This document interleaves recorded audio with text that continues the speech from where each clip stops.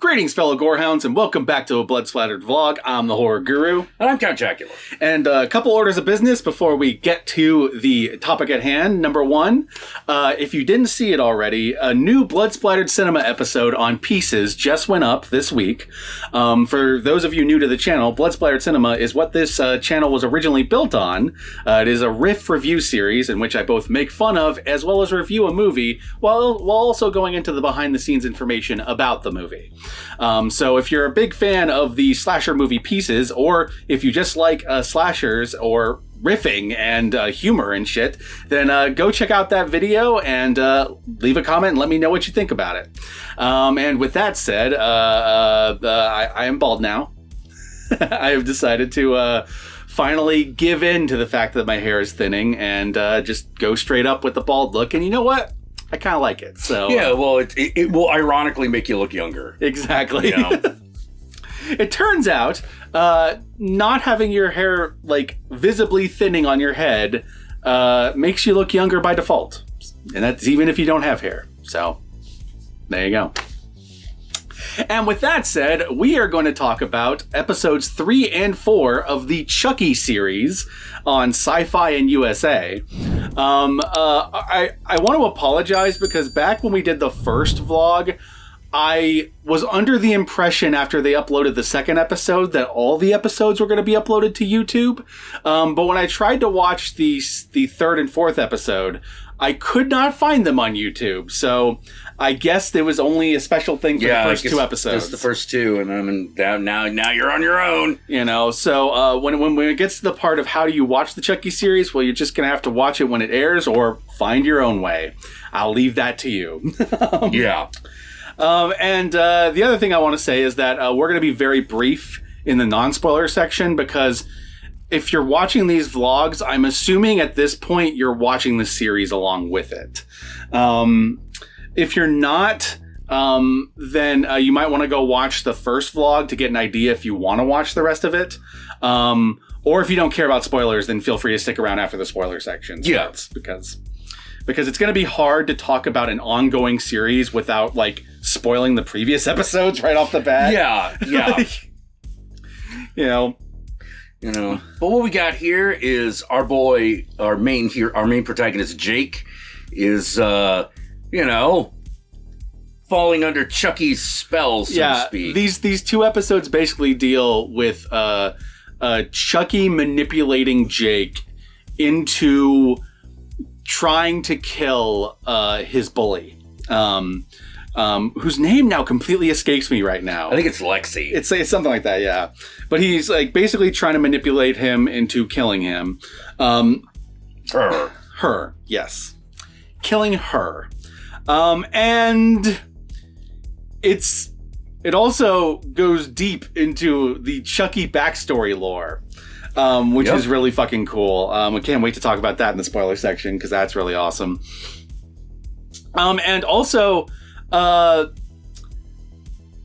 this starts to ramp up and get really crazy in these two episodes. Like in the first two episodes, I think you had like a kill an episode, and I think you still have a kill an episode, but you have like wild shit happening. Yeah. The kills are getting a lot crazier, and the things Chucky is doing is getting more and more bold, and he's being more and more Chucky as it goes on. And he was already like at Chucky. He was already at Chucky at 11 in like the first episode, but they're still giving him more one-liners and more crazy fucking kill scenes and just making him go buck wild. And I love it. I love cackling maniac Chucky. So this show was 100% made for me. Yeah,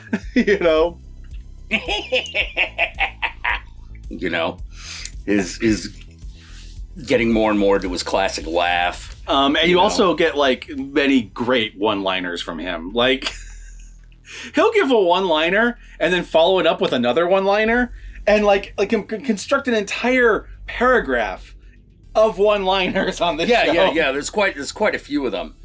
A great example of one, which we'll go more into when we go into the spoilers, but there's a point where Jake asks Chucky about his first kill. Like, who was the first person he killed, how'd he do it, whatever. And we'll talk more about that in the spoiler section, because that's a big spoiler, what actually happens. And Chucky has this great line of like, you always remember your first. You know, you just gotta wait for that magic moment. Yeah. You know? That's the other thing. The third episode is completely narrated by Chucky. Like basically, it's all the advice he's giving Jake as Jake's going about, and just, man, Chucky's such a manipulative bastard. When I watched the first 2 episodes, I think I said in the vlog that it's like if Chucky actually cared about Andy. But these 2 episodes kind of reveal that no, he really doesn't care about Andy. No, Chucky's still just an asshole. We still don't know what his end game is. So if you're expecting these 2 episodes to explain that, we still don't know that yet. Nope. But we do know that Chucky is the asshole to end all assholes in these episodes. Like, if you love Chucky just being a complete shitheel, these episodes give that to you. This is it.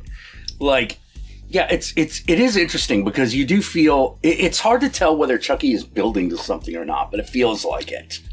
But you have absolutely no idea what it could be. Yeah, because you have no idea what his motivation is so far other than just killing people. Yeah. You know, in the original Child's Play, his motivation was he wanted to get into Andy's body. Right. But we know after the last few movies that he doesn't really need that motivation anymore. He can kind of... Right. He could just inhabit other puppets. You know, so what his actual goal is here, beyond just, you know, killing people for fun...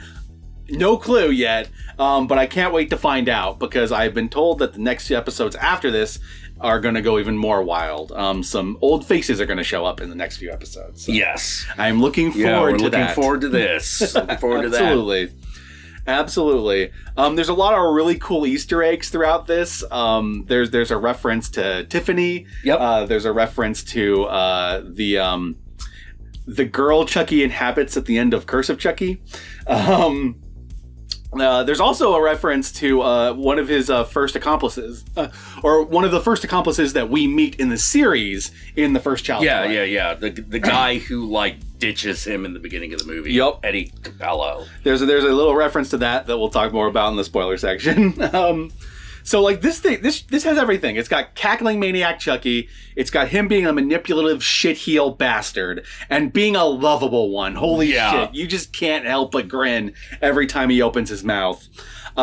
You have a continuation of the Jake storyline of him being manipulated by Chucky and like all the trauma that's surrounding that. You also have a whole bunch of fun Easter eggs for fans out there, for the hardcore fans, which is fucking always great. Good. You know, there are definitely a few times when they do the one for Eddie Capello, it is very much a wink at the camera. You know? Yeah. Well, you can tell that like there's a little bit of Seed of Chucky's wink, nod, nudge. Yeah. In this, even though it's not as over the top or as John Watersy as Seed of Chucky was, there's still a little bit of that. There's still a little bit of that seeded into this. Yeah, you know, which is pretty fucking cool. Yeah, I'm just looking forward to whatever the plan is because we know there's got to be a plan because Tiffany put him in the fucking rummage sale for a reason. Yeah. There's got to be something going on there. 100%. All right, so really like these 2 episodes. I think we've kind of... Is there anything else we could talk about? No, I think it's just spoiler time. Yeah, all right. So once again, you're probably going to have to watch this on USA or Sci-Fi, whichever one you have. And if you don't have any of them, you're just going to have to find another way. That's up for you to find out or to figure out. And with that said, let's move on to the spoilers.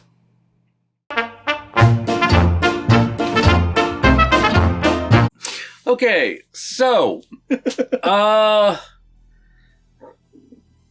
the emerging relationship between the bully and the main character is really interesting. Oh, yeah. Watching them evolve because, like, they do a good job in the first 3 episodes of just making you hate her so much that you're kind of looking forward to Chucky killing her. But then they kind of pull a hat trick in the 4th episode, and you kind of see her and the bully kind of like having to team up together. Well, not her and the bully, but the main character and the bully. The main character and the bully kind of having to like team up together in order to deal with the Chucky because problem. they're the only 2 that realize Chucky is alive. Because at the end of the 3rd episode, Chucky tries to straight up kill her. It ends up burning the entire house down and killing her boy crush. Not her boyfriend, but her boy crush. One of her side piece, basically. Yeah, and ends up killing him and burning the entire place down in his attempt to try to kill her. But she survives. You aren't sure at first at the end of the episode if she does. Yeah. But the beginning of the next episode, it becomes clear that no, she survives.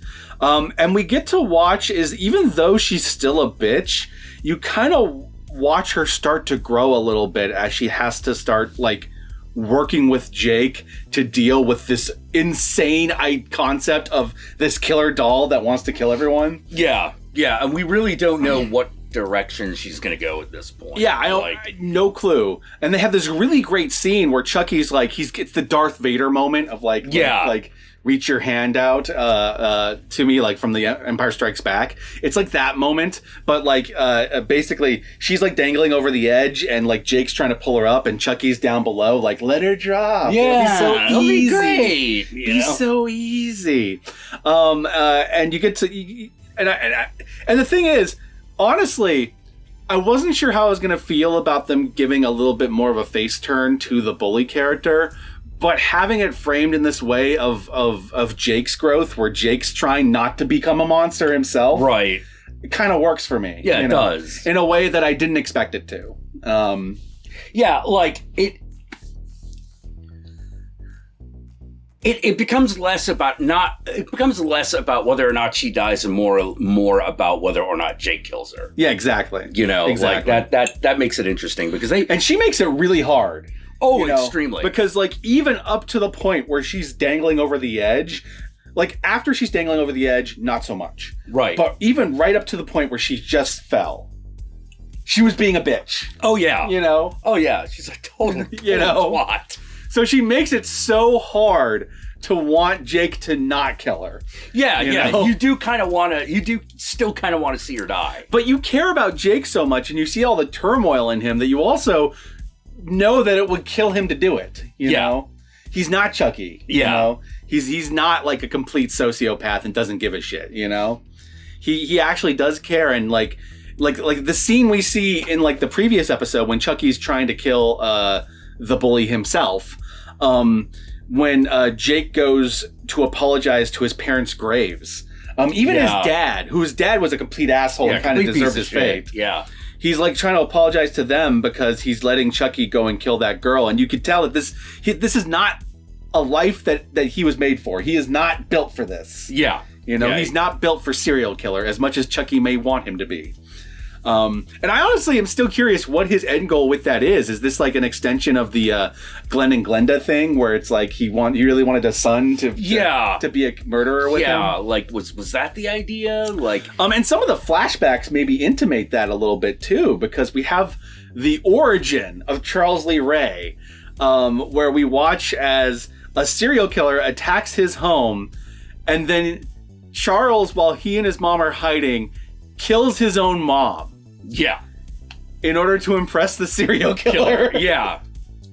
And the serial killer says that you have guts, kid. And, you gotta learn to, cover your tracks. And I was just like, oh my God, that's great. And then in the next episode, in the fourth episode, we get a flashback of him a little older in one of those orphan homes. Yeah. Home for wayward youth. Yeah, basically. And he's basically become Peter Pan to a whole bunch of those orphan kids. And he straight up, like, he chooses his Captain Hook as this one asshole janitor guy. And he kills that guy and puts a hook on his hand. And this is where the accomplice from Child's Play 1 comes in, because we're revealed that one of these lost boys, is that accomplice. And this was their first thing they did together. Yeah. After he kills the janitor, and he's the only boy that sticks around with Charles after that. Everyone else is too scared. I feel like I'm hoping that we'll eventually get to the point where Charles runs into the guy who teaches him to spell. Oh, I wonder if we're gonna go because we had him as a child, and now we have him as a teenager. I wonder if we're gonna get adult him next. Yeah, we got a little bit of adult him in, I think, Cult of Chucky? Yeah, no. Curse of Chucky. Curse of Chucky. Curse of Chucky went a little bit more into adult him, and maybe they'll go more into it in this. Yeah. Who knows?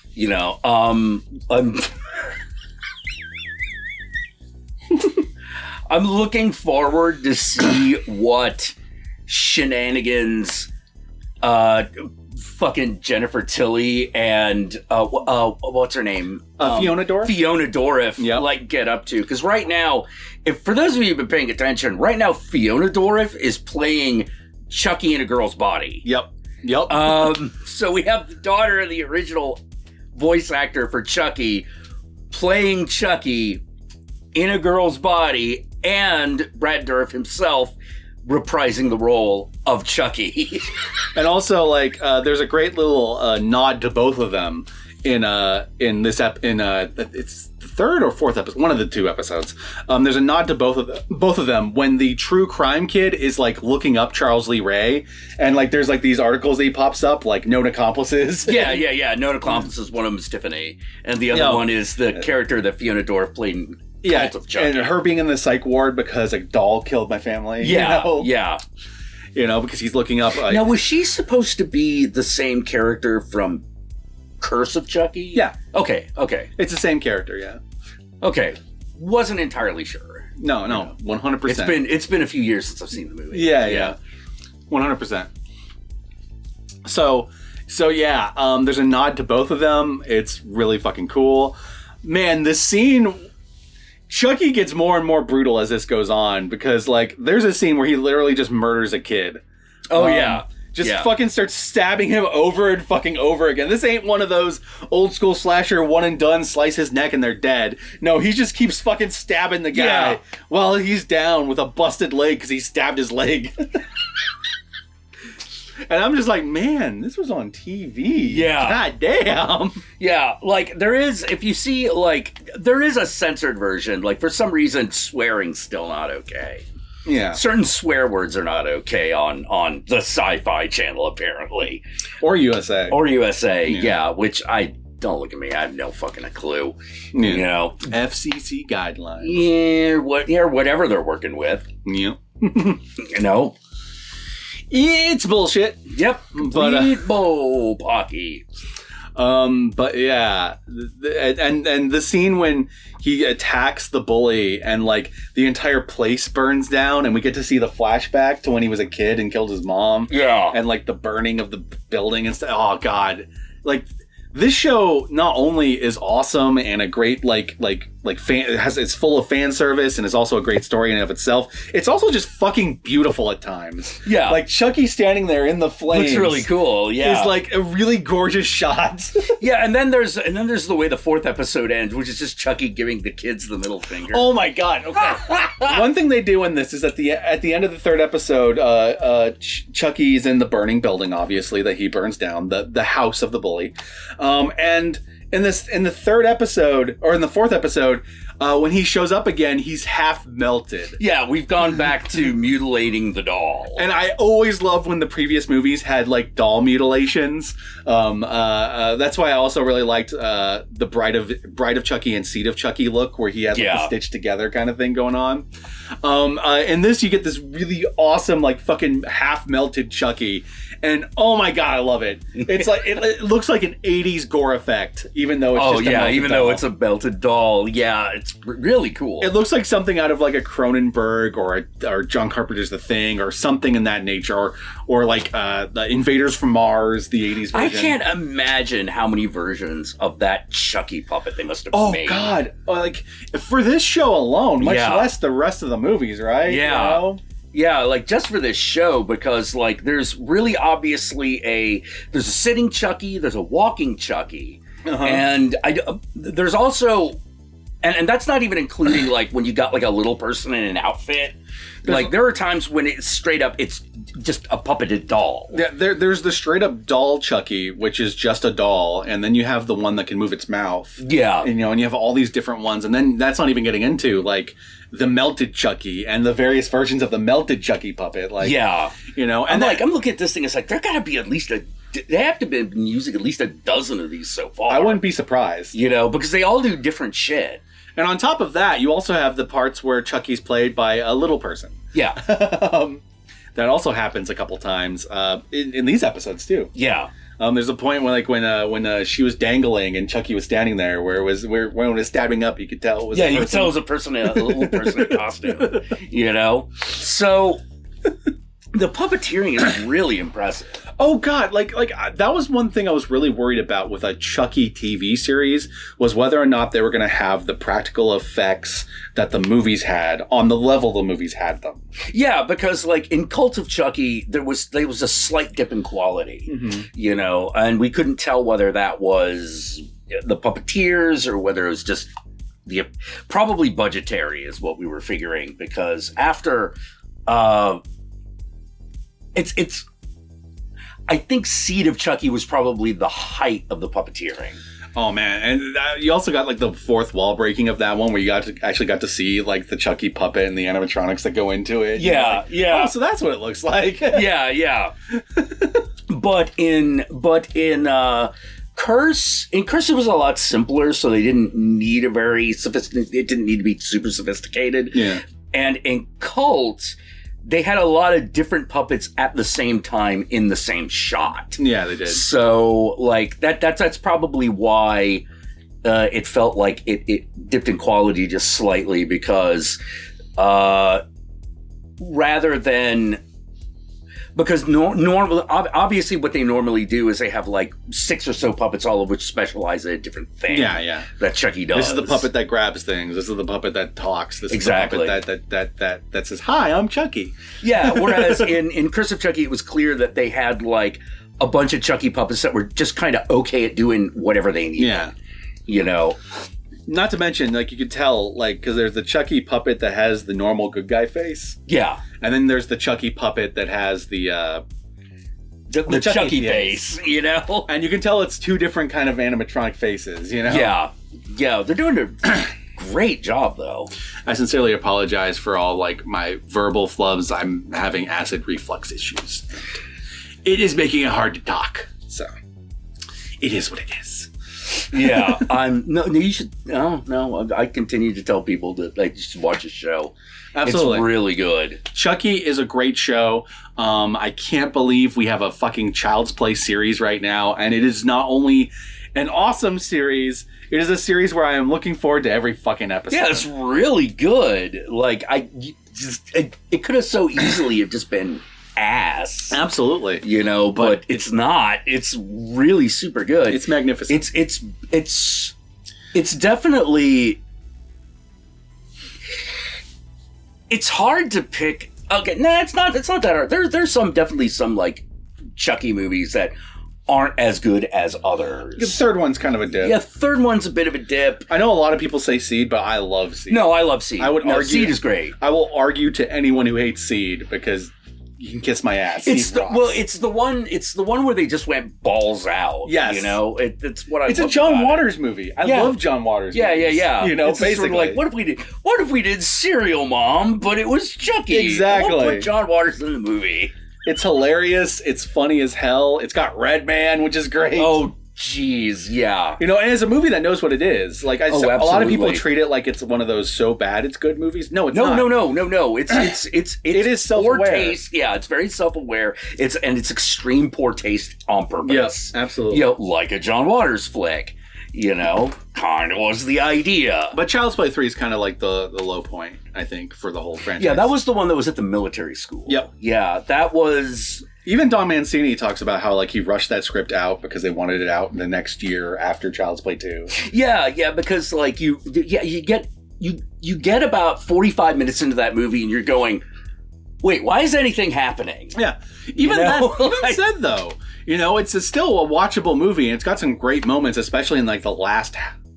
Oh, yeah. Yeah. The climax is still good. Mm-hmm. Like, everything leading up to it is sort of a mess, but, like, that last bit works. 100%. Yeah, it really works. 100%.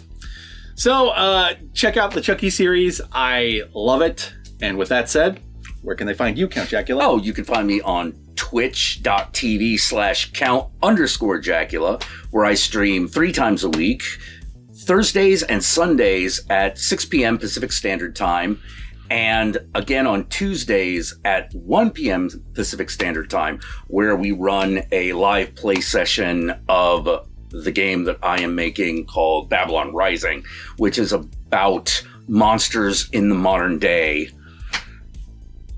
and the crime syndicates and the sex and crime that they do. Hell yeah. Yeah.